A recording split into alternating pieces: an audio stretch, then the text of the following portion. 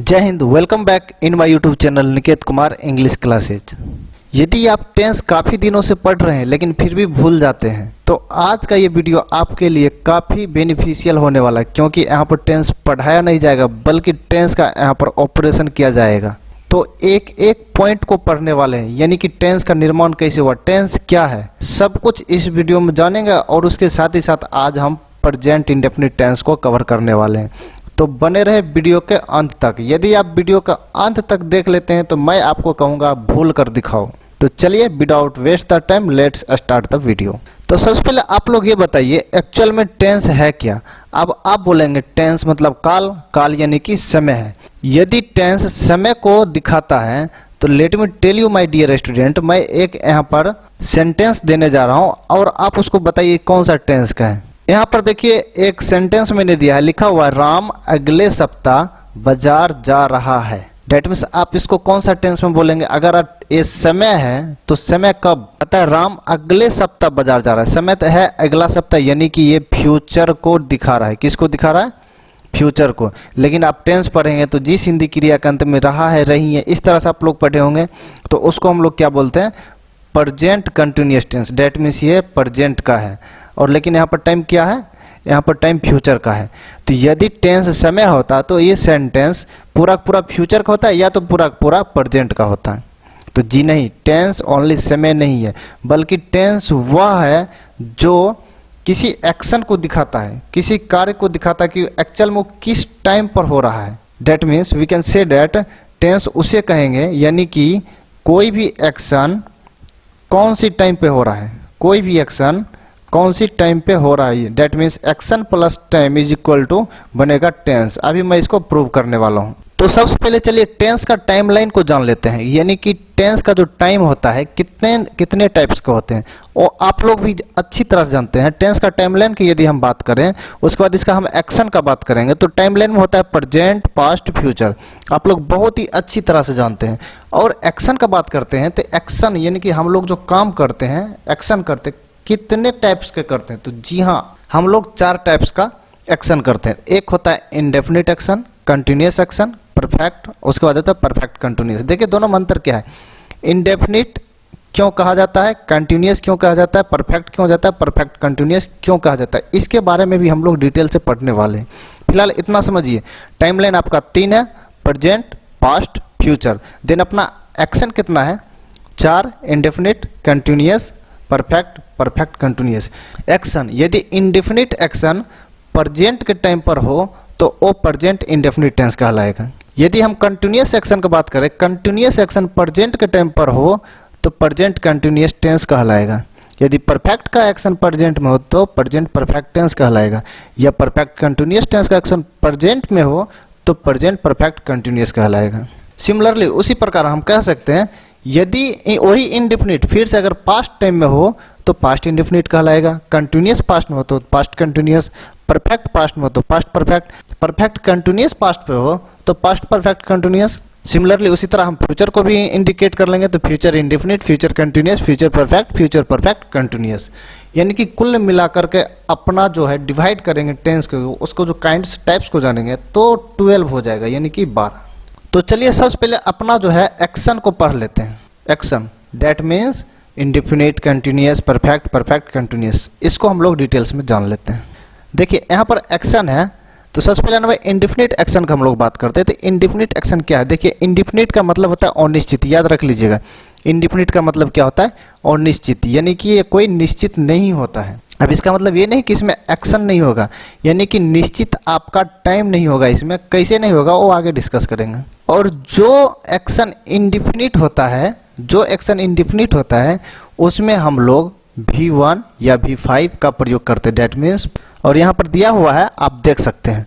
देखिए इंडेफिनिट का जो एक्शन है प्रेजेंट में होता है, पास्ट में होता है। फ्यूचर मैंने इसलिए नहीं दिया क्योंकि उसको हम लोग मॉडल में करने वाले हैं, सेल विल मॉडल में बहुत अच्छी तरह से हम लोग करने वाले हैं, तो वहाँ पर कर सकते हैं।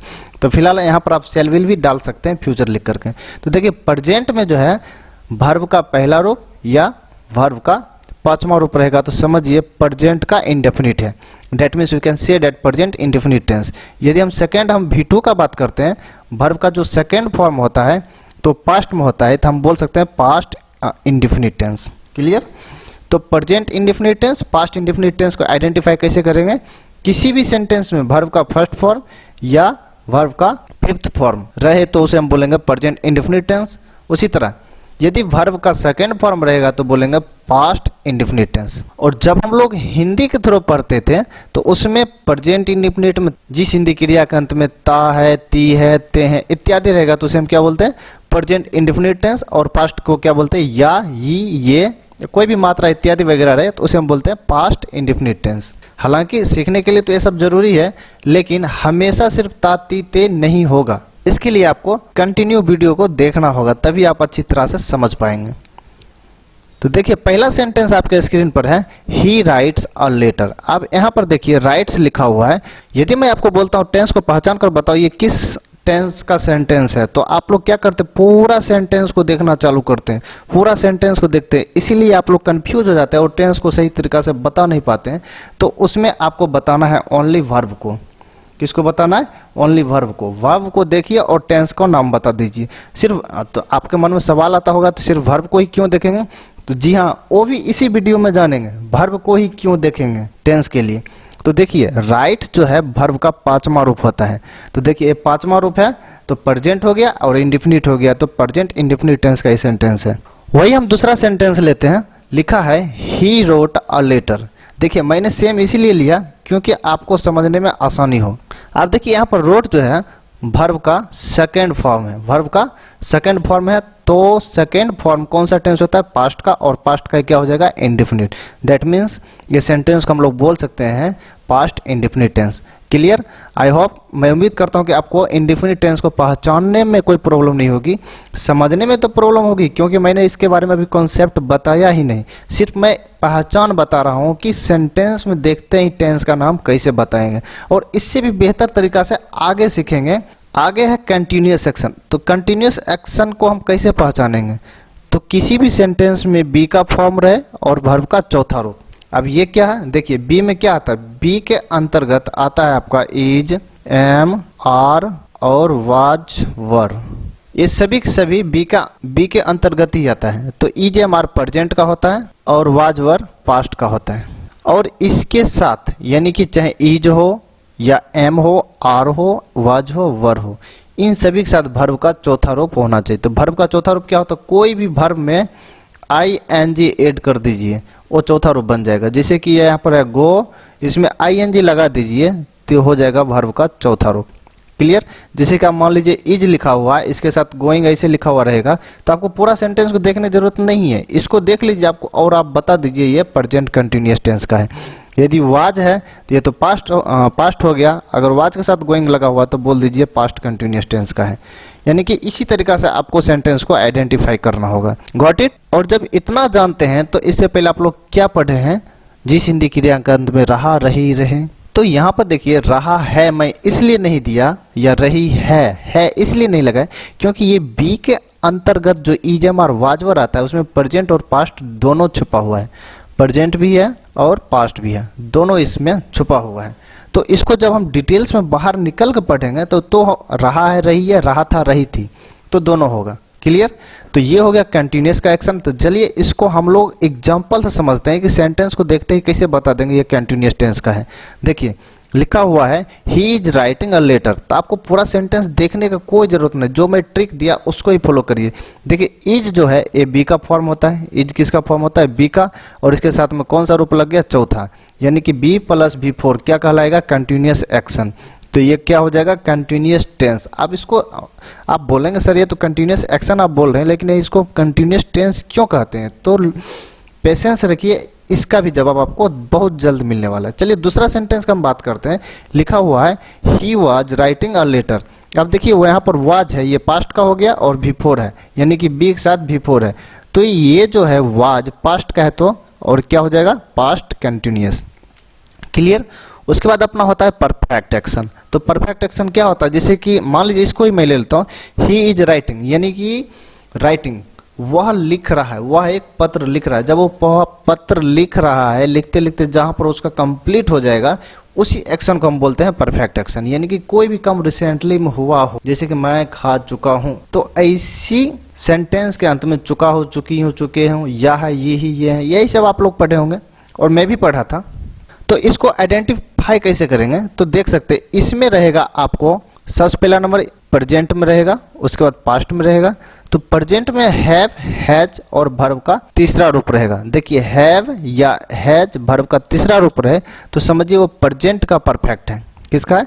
प्रेजेंट का परफेक्ट एक्शन। उसके बाद पास्ट के लिए हम बात करते हैं तो हैड और प्लस वर्ब का तीसरा रूप रहेगा तो हो जाएगा पास्ट का परफेक्ट टेंस। क्लियर? और इसमें मैंने जो बोला है चुका, चुकी, चुके, चुका था, चुकी थी, चुके थे, तो ये सब आप लोग जानते हैं। तो मैं यहाँ पर इसका एक एक पॉइंट बताने जा रहा हूँ, ना कि मैं आपको रटवा रहा हूँ यहाँ पर, बल्कि बता रहा हूँ। अब देखिए इसका सेंटेंस आप लोग खुद बता देंगे परफेक्ट का है कि नहीं। अब देखिए यहाँ पर लिखा हुआ है he has written a letter. अब यहाँ पर आप क्या देख रहे हैं? हैज। इसको आप पकड़ेंगे, इसको नहीं पकड़ेंगे और ना ही इसको आप लोग पकड़ेंगे, सिर्फ क्या पकड़ेंगे? हैज को। और ये वर्ब का कौन सा रूप है? तीसरा, यानी कि हैज प्लस वर्ब का तीसरा। पास्ट हो गया ये प्रेजेंट, तो आप बोलेंगे प्रेजेंट का और ये परफेक्ट एक्शन है तो प्रेजेंट परफेक्ट टेंस ऐसे ही आप बोल देंगे। सेंटेंस को देखते हैं, यदि हम दूसरा सेंटेंस की हम बात करते हैं, लिखा है he had written a letter. अब देखिए हैड है तो हैड क्या है? पास्ट का है। हैड किसका है? पास्ट का। और वर्ब का तीसरा रूप है, यानी कि पास्ट परफेक्ट टेंस बोल सकते हैं आप। एक है पास्ट परफेक्ट एक्शन, देखिए उसमें थोड़ा सा ध्यान दीजिएगा, आप लोग खुद बना लेंगे। देखिए क्या है लिखा हुआ है, he has been writing a letter. देखिए यहाँ पर लिखा हैज, क्या लिखा है? हैज। और बीन, बी का तीसरा रूप है। देखिए हैज और यहाँ पर देखिए हैज और बी का तीसरा रूप को क्या बोलते हैं? Present perfect. क्या बोलते हैं? Present perfect. और ये वर्ब का चौथा रूप आ गया। देखिए लिंक कैसा है, ये जो चौथा रूप से पहले बी आ गया, चौथा रूप से पहले क्या आ गया? बी। और बी और वर्ब का चौथा रूप आप यहाँ देखिए, इसको क्या बोलते हैं? Continuous action. सबसे पहले यहाँ पर निकल कर आया था प्रेजेंट परफेक्ट, क्या आया था? Present perfect. और ये दोनों मिलकर क्या बन गया? कंटिन्यूअस एक्शन, यानी कि प्रेजेंट परफेक्ट कंटिन्यूअस टेंस का ये सेंटेंस हो जाएगा। Got it? वहीं अगर दूसरी सेंटेंस का हम बात करते हैं, लिखा हुआ है he had been writing a letter. आप लोग सेंटेंस को पकड़ ही लिए होंगे क्योंकि यहाँ पर हैड है और वर्ब का तीसरा रूप है। देखिए बी वाज बीन, यानी कि वर्ब का तीसरा रूप। तो हैड प्लस वर्ब का तीसरा रूप क्या कहलाता है? पास्ट। क्या कहलाता है? Past perfect. कौन सा एक्शन? Perfect action. तो इसको बोल सकते हैं पास्ट परफेक्ट। और ये राइटिंग लगा हुआ है, सिर्फ राइटिंग, सिर्फ वर्ब का चौथा रूप को हम लोग कंटिन्यूअस नहीं बोल सकते, इसके पहले बी होना चाहिए। देखिए बी यहाँ पर है, बी का तीसरा रूप, भले कोई भी रूप हो लेकिन बी है, तो ये दोनों मिलकर के क्या बन गया? कंटिन्यूअस। ये दोनों मिलकर क्या बन गया था? पास्ट परफेक्ट और ये कंटिन्यूअस। तो that means you can say that this sentence is past perfect continuous tense. I hope आप समझ गए होंगे। तो चलिए नेक्स्ट पॉइंट पर चलते हैं। अब हम लोग टाइमलाइन को बात कर लेते हैं, यानी कि टाइमलाइन के बारे में अच्छी तरीका से हम लोग समझ लेते हैं। अभी एक्शन को मैंने समझा सिर्फ, अब टाइमलाइन को समझना बाकी है। तो टाइमलाइन में सबसे पहले किसको समझना है? प्रेजेंट को समझना है। तो प्रेजेंट में क्या क्या आता है वो यहाँ पर देख लीजिए। उसके बाद पास्ट को समझना है, उसके बाद फ्यूचर को समझना है। प्रेजेंट के अंदर आपका आएगा is, am are, have, has, do, does.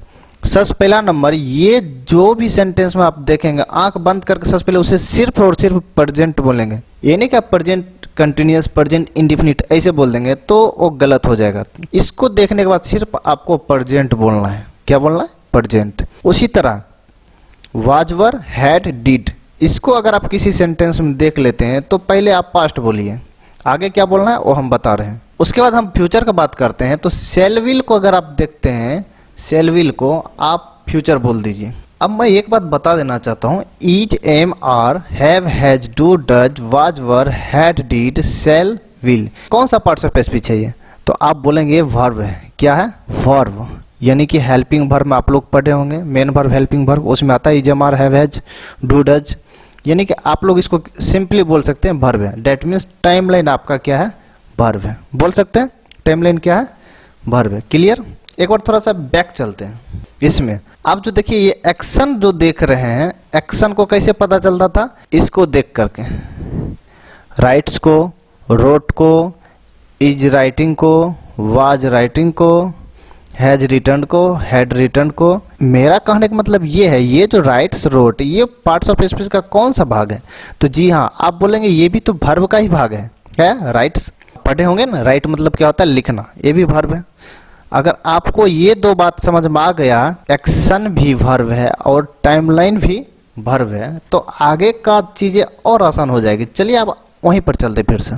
देखिए अब तो पता चल गया टाइमलाइन वर्ब है और एक्शन भी आपका वर्ब है। और मैंने बताया था किसी टाइम पर किसी एक्शन को होना ही क्या कहलाता है, टेंस कहलाता है। That means you can say that time plus action is equal to tense, यानी कि टेंस बराबर क्या हो जाएगा, टाइम प्लस एक्शन, यानी कि किसी एक्शन को किसी टाइम पर होना ही टेंस कहलाता है। क्लियर। तो यहाँ पर देखिए साबित क्या होता है, तो टेंस इज इक्वल टू क्या हो जाएगा, टेंस इज इक्वल टू हो जाएगा टाइम भी जब वर्ब ही है, टाइम लाइन जो यहाँ है ये भी वर्ब है और एक्शन भी वर्ब है, तो हम लोग कह सकते हैं tense is equal to verb. क्या कह सकते हैं, tense is equal to verb, यानी कि अपना जो पार्ट्स ऑफ स्पीच है जो 8 होता है उसमें से वर्ब को हम लोग अध्ययन करेंगे वही टेंस कहलाता है। Got it. तो यहाँ पर मैंने टेंस को 100% प्रूव कर दिया है कि एक्चुअल में टेंस है क्या। टेंस को पढ़ने के लिए किसको स्ट्रॉन्ग करना पड़ेगा, जी हाँ वर्ब को, रूप को, हेल्पिंग वर्ब जो भी है उसको आप लोग स्ट्रॉन्ग कर लीजिए टेंस आपके अंदर। क्लियर। तो चलिए हम लोग करते क्या है कि सबसे पहले हम वर्ब को पढ़ लेते थोड़ा सा, और वर्ब को ये बेहतरीन अंदाज में पढ़ने वाले हैं कभी हमारे दिमाग से नहीं निकलेगा। तो सबसे पहले हम लोग सीखे थे टेंस। तो टेंस बेसिकली क्या है, आप बोलेंगे टेंस तो वर्ब है, और वर्ब दो टाइप्स का होता है। एक होता है लेक्सिकल जिसको मेन वर्ब बोलते हैं, और दूसरा होता है ऑक्सिलरी। क्लियर। लेक्सिकल या मेन वर्ब की बात करते हैं तो जैसे कि हो गया प्ले, स्पीक, लाफ, इटीसी, ये सभी के सभी मेन वर्ब होता है। ऑक्सिलरी वर्ब लेकिन हमारा 2 टाइप्स का होता है, एक होता है प्राइमरी और दूसरा होता है मॉडल। एक क्या होता है प्राइमरी, दूसरा होता है मॉडल। यदि हम प्राइमरी का बात करते हैं वो 3 टाइप्स का होता है, एक होता है टू बी, दूसरा होता है टू हैव और तीसरा होता है टू डू। क्लियर।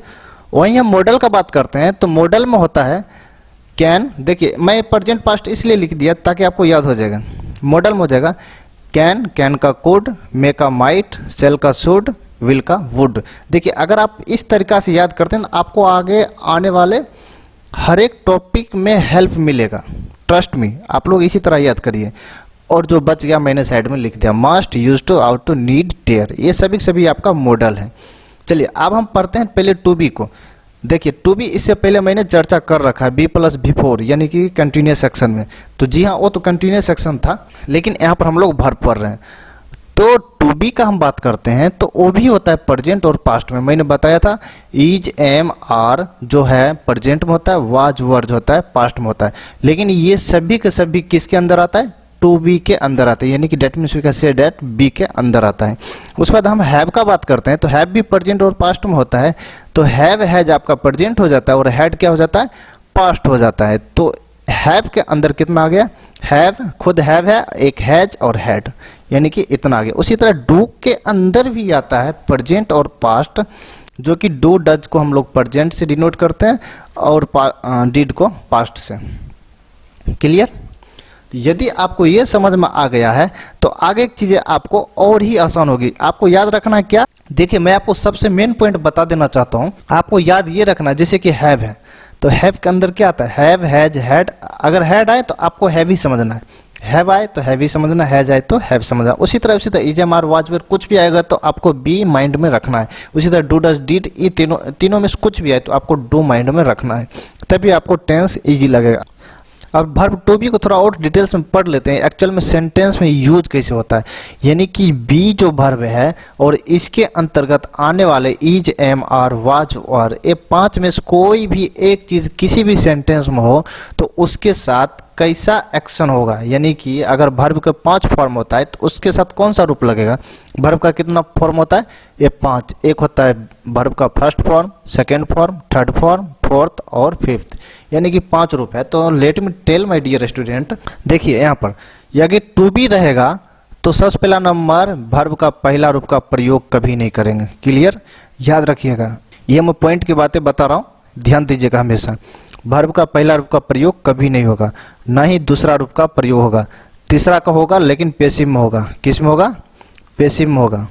और चौथा का होगा ही होगा, पांचवा का नहीं होगा। तो देखिए ये तो और आसान हो गया। मेरा कहने का मतलब ये है यदि be, is, am, are, was, were आए तो उसके साथ सिर्फ और सिर्फ वर्ब का तीसरा रूप आ सकता है या तो चौथा रूप आ सकता है।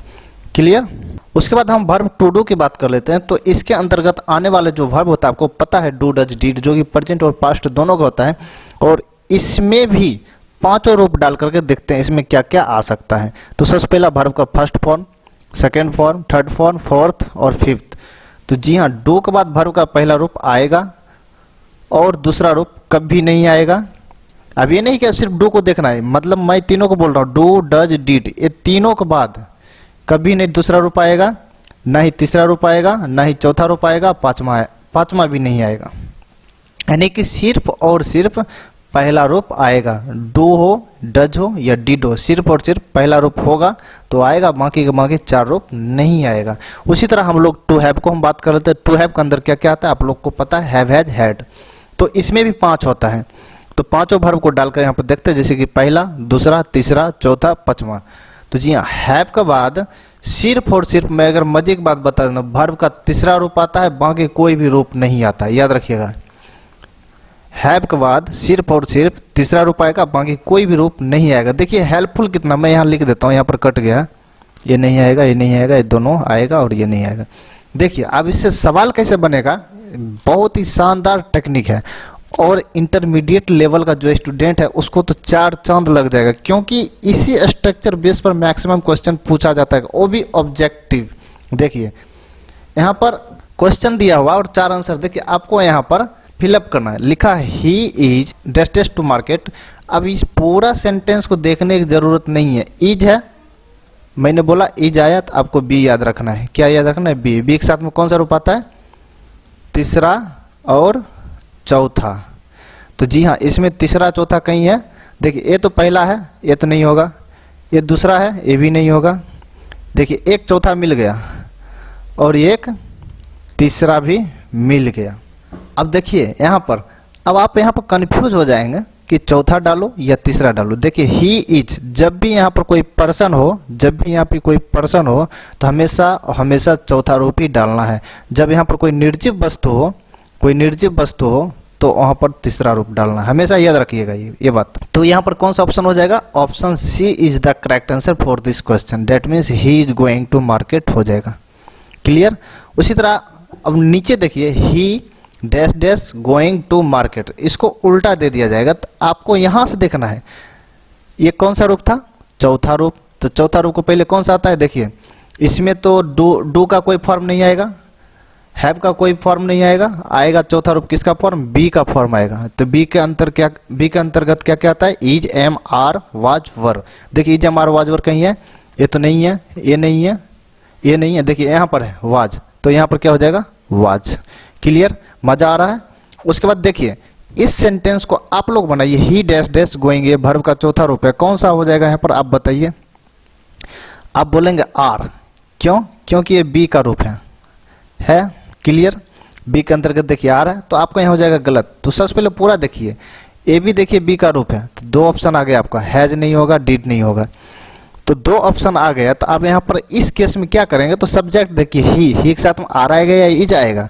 जी हाँ, ये तो ऑब्वियस सी बात है, यहाँ पर इज आएगा, तो यहाँ पर इज हो जाएगा। तो option B is the correct answer. चलिए कुछ और एग्जांपल ले लेते हैं। लिखा हुआ है Shyam dash dash finished it.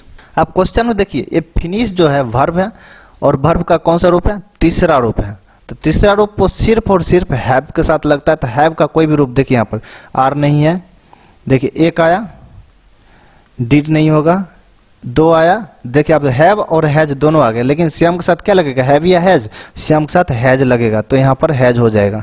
Clear, have नहीं होगा। तो option B is the correct answer.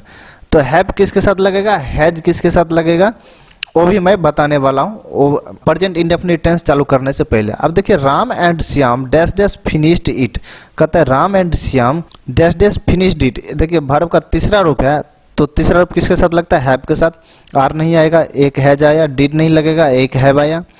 तो जी हाँ, यहाँ पर राम और श्याम 2 आदमी है, यानी कि प्लुरल नंबर है, तो हैज यहाँ पर नहीं होगा, सिर्फ और सिर्फ हो जाएगा हैव।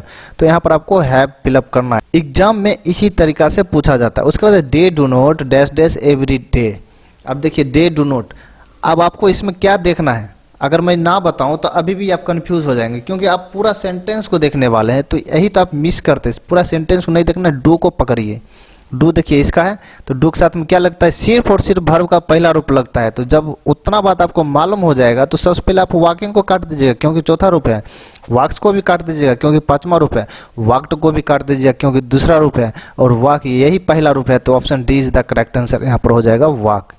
क्लियर। अब जब आप इतना सा क्वेश्चन बना लेते हैं और मैंने आपको ये भी बता दिया किसी भी सेंटेंस में कैसे पहचानेंगे कौन सा इंडिफिनिट है, कौन सा कंटिन्यूअस है, कौन सा परफेक्ट है, कौन सा परफेक्ट कंटिन्यूअस है, ये पॉइंट भी मैंने बता रखा है। तो चलिए उसको थोड़ा प्रैक्टिस कर लेते हैं। सेंटेंस को देखते ही कैसे बता देंगे किस टेंस का है। देखिए सबसे पहला सेंटेंस आपके स्क्रीन पर है, ही राइट्स अ लेटर। देखिए वर्ब का पांचवा रूप है, वर्ब का कौन सा रूप है, पांचवा रूप। कौन सा टेंस का हो जाएगा, इंडिफिनिट, प्रेजेंट इंडिफिनिट टेंस का। क्लियर।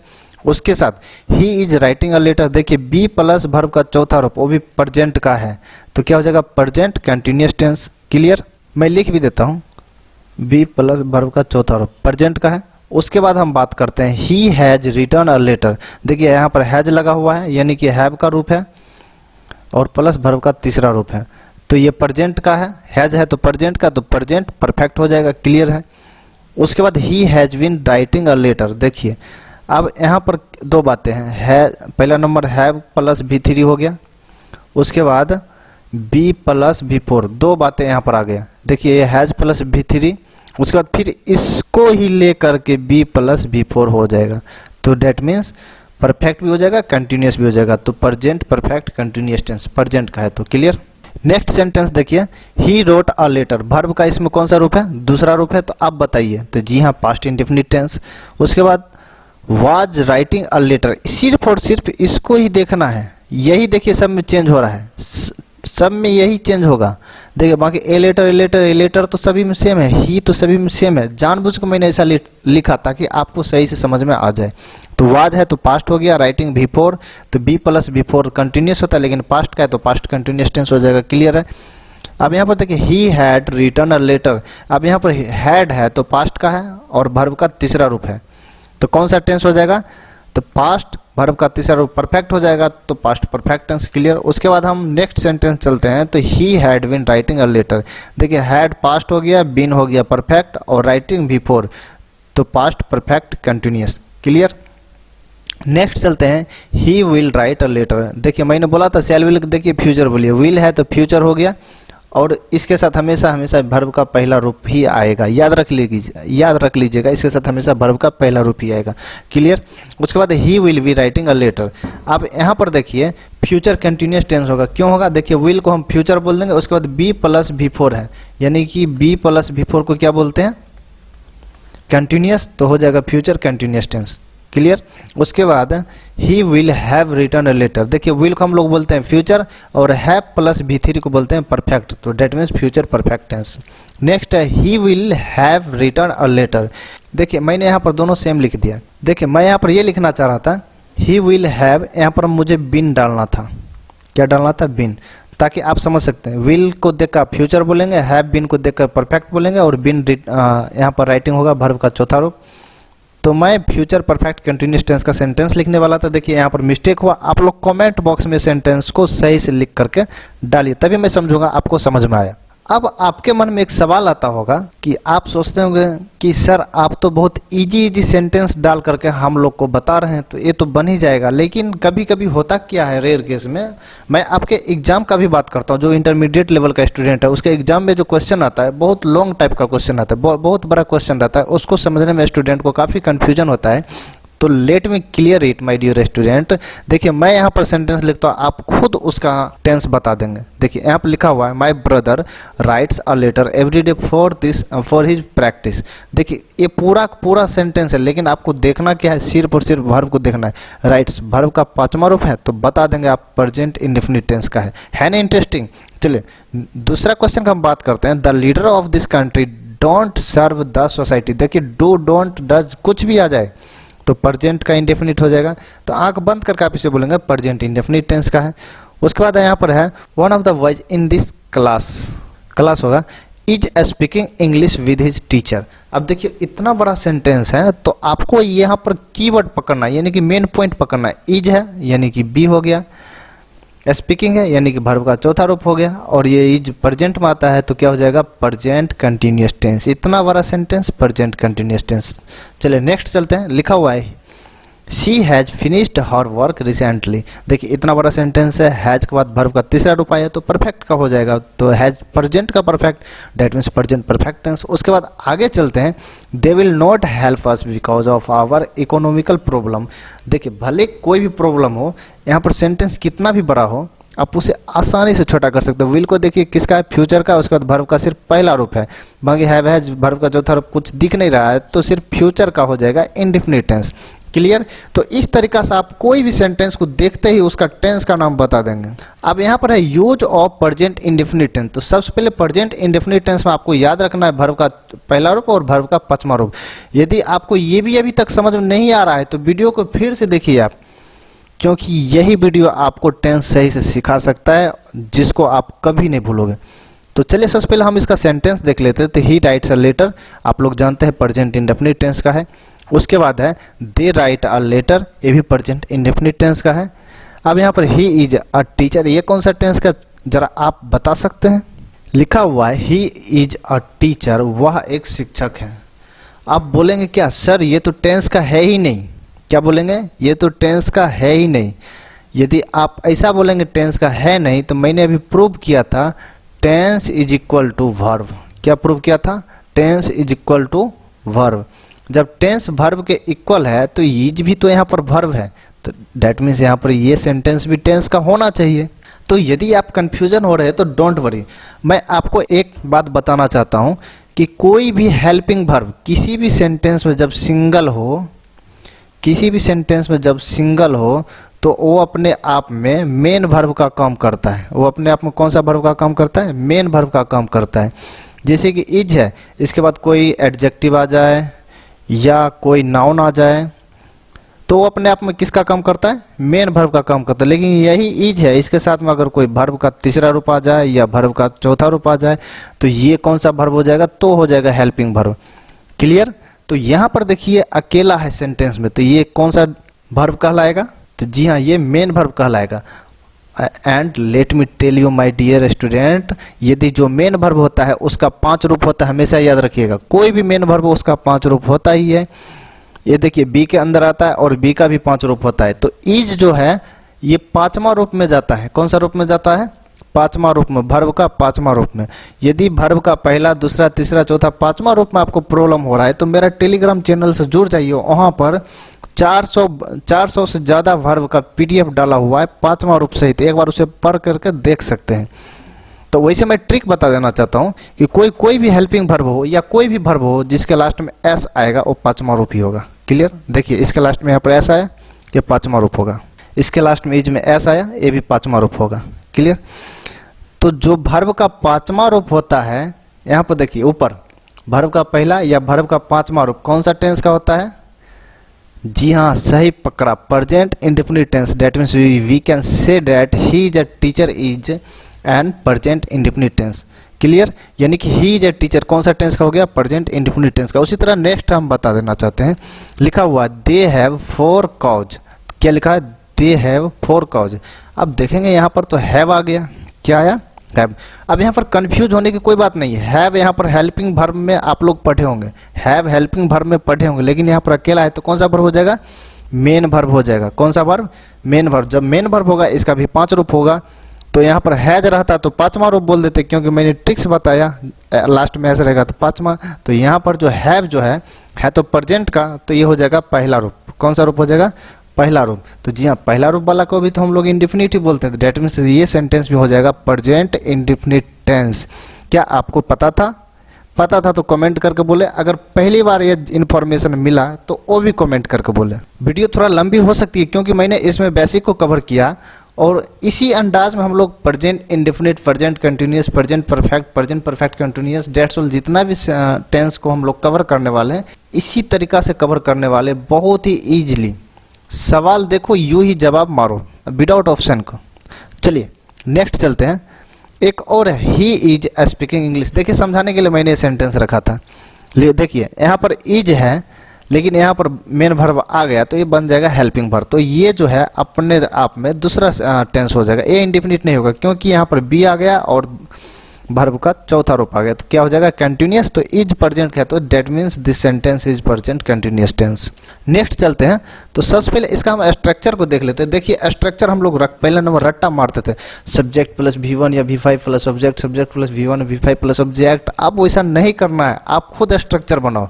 देखिए जब आप ये लिखने के लिए सीख गए हैं तो जितना भी वर्ब होता है, मैं बता देना चाहता हूँ यहाँ पर देखिए मैं लिखता हूँ, अगर कोई किसी सेंटेंस में वर्ब होता है तो वर्ब से पहले सब्जेक्ट होता है और वर्ब के बाद क्या होता है ऑब्जेक्ट, हमेशा याद रखिएगा। तो सबसे पहले क्या बोलना है subject plus verb plus object. यदि आपको इंडेफिनिट टेंस का बोलना है तो सब्जेक्ट भी वर्ब को रूप को बता दीजिए यहाँ पर V1 या V5 प्लस ऑब्जेक्ट। यदि आपको कंटिन्यूअस को बताना है तो क्या बोलेंगे सब्जेक्ट प्लस, तो कंटिन्यूअस को बताने के लिए क्या करना पड़ता है B प्लस V4, यानी कि प्रेजेंट को बताना है तो आपको लिखना पड़ेगा EJMR प्लस V4, यानी कि भले हम इतना बड़ा लिख दिए ले आया है तो B प्लस V4 ही ना, उसके बाद क्या आ जाएगा लास्ट में ऑब्जेक्ट हो जाएगा। यानी कि इस तरह सिंपल बना के आप लोग पढ़िए ना, तुरंत याद होगा। आप लोग करते हैं कि हाँ पहले ही माइंड पर ले लेते हैं इसीलिए याद नहीं होता है। देखिए अगर हम इसका दूसरा स्ट्रक्चर की बात करते हैं तो नोट लगेगा नेगेटिव सेंटेंस में। नोट लगाने के लिए इसको हेल्पिंग वर्ब के रूप में आता है डू या डज।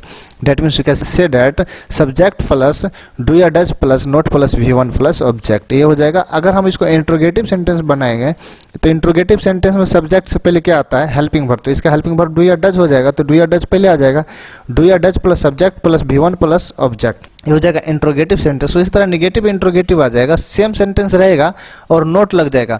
एक पॉइंट मेरा यहाँ पर ध्यान दीजिएगा कि जब भी देखिए कभी कभी होगा कि यहाँ पर वर्ब जो है ना आपको 2 3 4 आ जाएगा, तो नोट जो लगाना हो जो पहला हेल्पिंग वर्ब होगा उसके बाद ही लगाना है। क्लियर। इंट्रोगेटिव सेंटेंस में हो तुरंत सब्जेक्ट के बाद लगाना, चाहे कितना भी लंबा सेंटेंस हो। अगर नोट है तो नोट सबसे पहले वर्ब से पहले नोट आ जाएगा, जैसे कि नीचे सेंटेंस में देख सकते हैं सब्जेक्ट के बाद आ गया नोट, उसके बाद V1 आ गया, ठीक ना। चलिए उसके बाद WH क्वेश्चन का बात करते हैं। तो कुछ नहीं, WH यहाँ पर लगाना है और ये वाला पूरा स्ट्रक्चर उठा करके यहाँ पर डाला हुआ है, देख लीजिए डू या does plus subject plus V1 plus subject. दूसरा WH क्वेश्चन का हम बात करते हैं तो देखिए WH कुछ नहीं डाला हुआ है, ये वाला इंट्रोगेटिव नेगेटिव का सेंटेंस उठाकर यहाँ पर डाला हुआ है। ये स्ट्रक्चर है, रटने की जरूरत नहीं है, खुद बनाने का कोशिश करिए, अपने आप बन जाएगा। तो देखिए एक स्ट्रक्चर आप किसी भी सेंटेंस को उठाइए और पूरा 6 का 6 स्ट्रक्चर बनाइए। यदि एक टेंस का आप 6 स्ट्रक्चर बनाते हैं तो 12 टेंस है तो बढ़चक 72 स्ट्रक्चर आपके माइंड में है। आपको इंग्लिश सीखने से कोई नहीं रोक पाएगा। अब चलिए इसका यूज देखते हैं, इसका प्रयोग कहाँ कहाँ होगा। सबसे पहला नंबर हैबिट्स, ये जो टेंस है इसका प्रयोग हैबिट्स यानी कि कोई आदत बताने के लिए। परमानेंट एक्शन यानी कि जो एक्शन परमानेंट हो, जैसे कि आप कोई गांव में रहते होंगे, सपोज मैं सुंभा में रहता हूँ तो मैं सुंभा में रहता हूँ, मेरा परमानेंट एड्रेस हो गया हो, यानी कि मैं रहता हूँ। क्लियर। उसके बाद है यूनिवर्सल ट्रूथ। यूनिवर्सल ट्रूथ या कोई फैक्ट यानी कि पूरे फैक्ट हो, यानी कि सच हो, विश्वव्यापी सत्य हो। जैसे कि सूर्य पूरब में उगता है, ये तो सत्य है, वो कभी पश्चिम में नहीं उग सकते। आई होप आप समझ रहे होंगे। फैक्ट जो कभी टल नहीं सकता, जैसे कि आदमी मरणशील होता है, मैन इज मोर्टल। उसके बाद कुछ पॉइंट और है यहाँ पर देखिए, ये फ्यूचर टाइम को बताने के लिए भी किया जाता है, लेकिन वो प्री प्लान होता है, यानी कि पहले से प्लानिंग कर देंगे। जैसे कि मान लीजिए कि मुख्यमंत्री 10 तारीख को आएंगे या मंडे को मुख्यमंत्री आएंगे, वो पहले से प्लानिंग सब कुछ फिक्स रहता है कि मुख्यमंत्री उस डेट को आएंगे ही आएंगे, यानी कि प्री प्लान कर दिया गया है। तो उस सिचुएशन में फ्यूचर टाइम बताता है। तो आएंगे, देखिए गा गी गे आया, क्या आया गा गी गे, लेकिन बनाएंगे किस में, प्रेजेंट इंडेफिनिट टेंस में। अब ताती ते रटने वाले जो भी है सामने आ जाओ। जिस हिंदी क्रिया के अंत में ता है, ती है, ते हैं रहेंगे तो उसे प्रेजेंट इंडेफिनिट टेंस कहते हैं। ये तो सिंपली याद करने के लिए, मेमोराइज करने के लिए दे दिया गया है, लेकिन इसको पूरा सीरियसली नहीं समझना है। आपको समझना है किस सिचुएशन में कौन सी टेंस का प्रयोग हो रहा है, उस सिचुएशन का समझ लेंगे तो अपने आप उसका ट्रिक्स बना लेंगे। अब है टेलिंग स्टोरीज। देखिए कोई भी स्टोरी आप लोग बताते हैं प्रेजेंट इंडेफिनिट टेंस में बताइए, बहुत मजा आएगा। जैसे कि अगर आप 12th का स्टूडेंट है या बोर्ड का एग्जाम देंगे, समरी वगैरह आता होगा, तो उसमें जो आप लोग समरी लिखेंगे अगर आप प्रेजेंट इंडेफिनिट टेंस में लिखेंगे तो काफ़ी अच्छा रहेगा और सिंपल भी होता है। देखिए इसमें है क्या, आपको सिर्फ V1 या V5 यही रूप याद करना, बाकी सब्जेक्ट जो होता है वैसे। उसके बाद है रेगुलर एक्शन। जो रेगुलर एक्शन, जैसे कि मैं डेली रोड पर टहलता हूँ, वह डेली बाजार जाता है, यानी कि this type of sentence is present indefinite tense, यानी कि इस प्रकार का सेंटेंस क्या होता है, प्रेजेंट इंडेफिनिट टेंस का होता है। चलिए एग्जांपल से समझते हैं। लिखा हुआ है this black cat dash milk. अब देखिए दिस ब्लैक कैट, अब देखिए कैट है और मिल्क है, बिल्ली है और मिल्क है, और यहाँ पर वर्ब दिया हुआ है। तो सबसे पहला नंबर ड्रिंक, वर्ब का पहला रूप, ड्रिंक्स वर्ब का पांचवा रूप, इज ड्रिंक, देखिए यहाँ पर इज के साथ वर्ब का पहला रूप लग दिया तो पहले नंबर ऑप्शन गलत हो गया। उसके बाद ड्रिंक वर्ब का दूसरा रूप, लेकिन यहाँ पर कहता है बिल्ली को दूध से संबंध है और ड्रिंक मतलब पीना, तो बिल्ली ने दूध पी या बिल्ली दूध पीती है, तो यहाँ पर ये भी सही होगा। तो ये दोनों में से जो भी आए ये भी सही होगा। तो प्रायोरिटी देना है सबसे पहले प्रेजेंट इंडेफिनिट टेंस को, क्लियर, क्योंकि यहाँ पर आदत है बिल्ली को दूध पीना। That means you can say that. अब यहाँ पर देखिए सब्जेक्ट आपका है बिल्ली, अब ये नहीं कि दिस को सब्जेक्ट माने ब्लैक को सब्जेक्ट, देखिए दूध पीने का काम जो करेगा उसको सब्जेक्ट कहेंगे। इसे मैं बता देना चाहता हूँ, सब्जेक्ट को अगर आपको पता करना हो किसी भी सेंटेंस में, हो या कौन लगा करके सवाल करें, जो भी आंसर आएगा वही सब्जेक्ट हो जाएगा। यदि हम ऑब्जेक्ट का बात करते हैं, व्हाट या होम, डेट मीन्स क्या और किसे करके सवाल करें वही आपका ऑब्जेक्ट हो जाएगा। जैसे कि है द ब्लैक कैट, यहाँ पर ड्रिंक्स हो जाएगा, क्या हो जाएगा, ड्रिंक्स, क्योंकि ये थर्ड पर्सन का सिंगुलर नंबर है तो ये वर्ब का भी सिंगुलर नंबर आएगा। तो कोई भी वर्ब में ऐसा लगता है सिंगुलर नंबर होता है, सब्जेक्ट वर्ब एग्रीमेंट में पढ़ेंगे। चलिए the black cat drinks milk, अब कहता है काली बिल्ली दूध पीती है, यानी कि उस काली बिल्ली के बारे में बोल रहा है, क्या पीती है, दूध। तो कौन पीती है दूध, तो आप खुद बोलेंगे काली बिल्ली, यानी कि मुख्य रूप से क्या आ गया, बिल्ली। तो बिल्ली जब कौन पीता है तो बिल्ली आया, तो बिल्ली यहाँ पर सब्जेक्ट हो जाएगा। क्या पीता है, दूध, तो व्हाट लगा के जब सवाल किए तो क्या आ जाएगा, दूध, तो यहाँ पर हो जाएगा मिल्क। दूसरा सेंटेंस का हम बात करते हैं, तो आई डैश इंग्लिश एवरीडे, देखिए एवरीडे डेली का बात, रेगुलर एक्शन का बात हो रहा है, तो ये वर्ब का दूसरा रूप। मैंने रोज इंग्लिश बोला, नहीं ये गलत हो जाएगा। स्पीक्स पांचवा रूप, एम स्पीक, देखिए बी के साथ पहला रूप लगा दिए तो पहले ऑप्शन में ही गलत हो गया, यहाँ पर स्पीक पहला रूप। अब देखिए ये तो होगा नहीं दूसरा रूप, पांचवा रूप पहला रूप में से क्या होगा वो देखना है, क्योंकि रेगुलर एक्शन है तो प्रेजेंट इंडेफिनिट टेंस का प्रयोग करेंगे। प्रेजेंट इंडेफिनिट टेंस के लिए हम लोग वर्ब का पांचवा रूप या पहला रूप का प्रयोग करते हैं। तो आई के साथ में कौन सा, पांचवा या पहला, जी हाँ आप सही सोच रहे हैं, यहाँ पर हो जाएगा पहला रूप, डेट मीन्स स्पीक यहाँ पर हो जाएगा, क्लियर। यदि हम वही दूसरा सेंटेंस का बात करते हैं तो लिखा हुआ है the sun dash dash in the west, देखिए सन राइज्ड यानी कि उगा, पूरब में उगा, ये इसका मतलब उगा अब नहीं उगेगा, जी नहीं ये तो गलत हो जाएगा। राइजेज उगता है, पांचवा रूप, ये हो जाएगा option B is the correct answer, इसका हो जाएगा, ठीक, बी ऑप्शन यहाँ पर हो जाएगा। क्यों, क्योंकि सन को डेली उगना है, यानी कि रेगुलर का एक्शन है उसका। और दूसरी बात यह है कि यूनिवर्सल ट्रूथ है, वो विश्वव्यापी सत्य है, वो पूरब में ही उगेंगे, कभी पश्चिम में नहीं। Next question, mister Sohanlal dash dash इन बैंक, अब कहता है mister Sohanlal work working works worked. अब देखिए वर्ब का पहला रूप है, वर्ब का चौथा रूप है, और ये पांचवा रूप है, और ये दूसरा रूप है। मिस्टर सोहनलाल पहला रूप, सोहनलाल के साथ पहला रूप कभी नहीं आएगा क्योंकि सिंगुलर नंबर में है। वर्किंग चौथा रूप तभी आएगा जब इसके पहले बी आएगा, तो सेंटेंस में कहीं बी है नहीं, तो ये भी गलत। वर्क्स पांचवा रूप आएगा, तो पांचवा रूप यहाँ पर हो जाएगा, क्योंकि दूसरा रूप यहाँ पर नहीं होगा। क्यों, क्योंकि mister Sohanlal works in bank, यानी कि बैंक में काम करते हैं, यानी कि उसका परमानेंट एक्शन है। अब आगे चलते हैं, the CM dash dash on Monday, कहता CM कहता मंडे को आएंगे, अब आएंगे गागेगी देख करके वेलकम लगा दीजिएगा तो गलत हो जाएगा। क्यों, क्योंकि जो पहले से प्री प्लान किया हुआ रहता है फ्यूचर टेंस, उसको हम लोग प्रेजेंट इंडेफिनिट टेंस में ही बनाते हैं। तो प्रेजेंट इंडेफिनिट टेंस के लिए कौन सा वर्ब चाहिए, जी हाँ वर्ब का पहला रूप या वर्ब का पांचवा रूप, उसको देखिए पांचवा है, पहला है, ये तो नहीं होगा, ठीक क्लियर। देखिए पहला रूप भी नहीं होगा क्योंकि CM थर्ड पर्सन का सिंगुलर नंबर है, तो यहाँ पर बी हो जाएगा, ऑप्शन बी, तो ये भी नहीं होगा, क्लियर। अब देखिए नेक्स्ट क्वेश्चन है 2 and 2 डैश 4, कहते 2 और 2 मिलकर क्या बनाता है, 4 बनाता है। मेड 2 और 2 मिलकर क्या बनाया, 4 बनाया।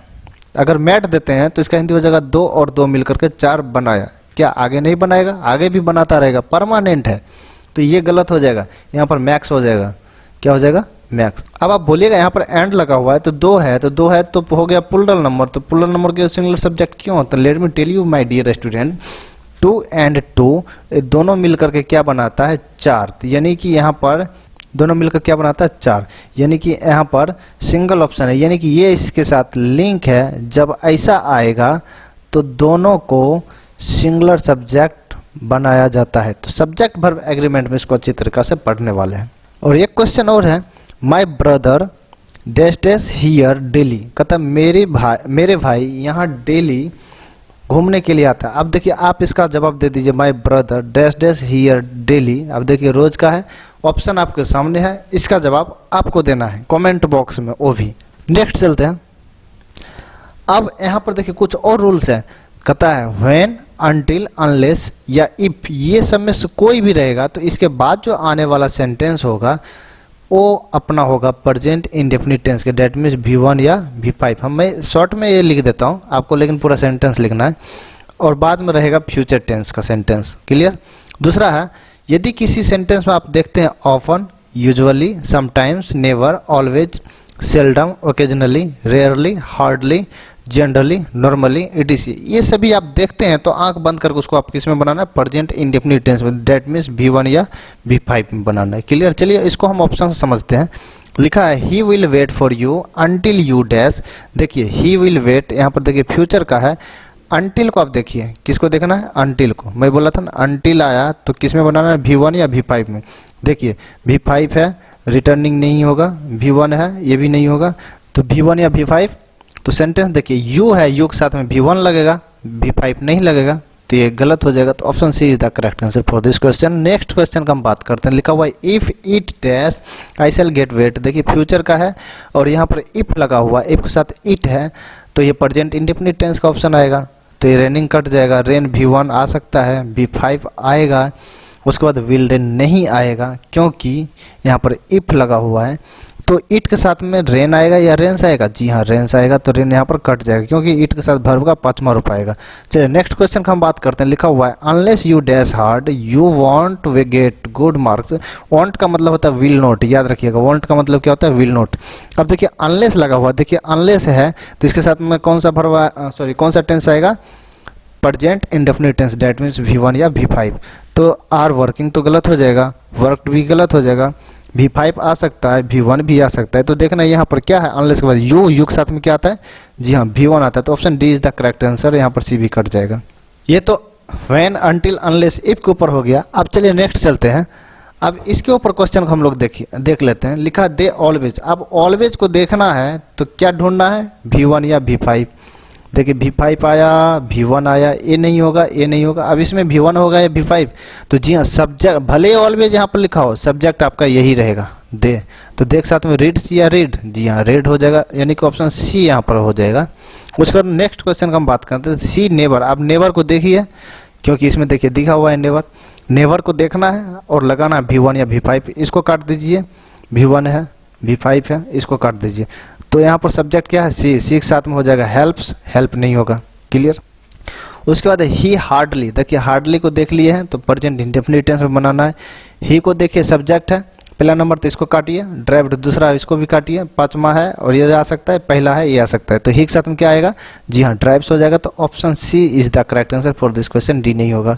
अब मैं आपसे ये कहना चाहता हूँ, अगर आपको ये पूरा कॉन्सेप्ट अच्छा लगा हो तो आप सब्सक्राइब कर दीजिएगा चैनल के, क्योंकि आगे का जो भी टेंस मैं डालूं आपके पास नोटिफिकेशन पहले आ जाए और आप उसे फिर से देखें। और लाइक करना बिल्कुल नहीं भूलें। अगर आप जितना लाइक करोगे मैं उतना ही ज़बरदस्त टॉपिक लेकर मैं आप लोगों के बीच लेकर आया हूँ। तो आज का जो अपना है प्रेजेंट इंडेफिनिट टेंस कवर हो गया। यदि एग्जाम में प्रेजेंट इंडेफिनिट टेंस का कोई भी क्वेश्चन हो, मैं बोलता आप उसे एक बार में बना कर आएंगे। तो आज का वीडियो में इतना तक ही, मिलते हैं अगले वीडियो में जो कि होगा प्रेजेंट कंटिन्यूअस टेंस का। जय हिंद।